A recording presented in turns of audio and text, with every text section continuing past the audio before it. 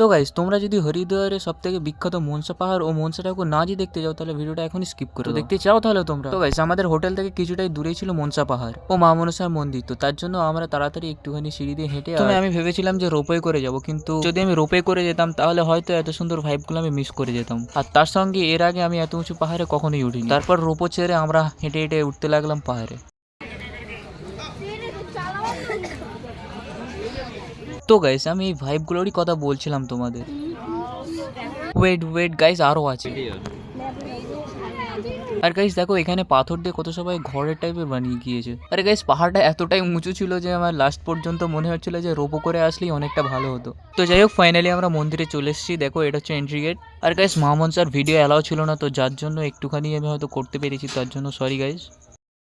তো ভেতরে মা মনসাকে দর্শন করে আর ভেতরে আরও এইসব জিনিসগুলো দেখতে দেখতে আমরা চলে এসেছিলাম বাইরে। আর বাইরে আসার পর আমরা যেটা দেখলাম গাইস, তো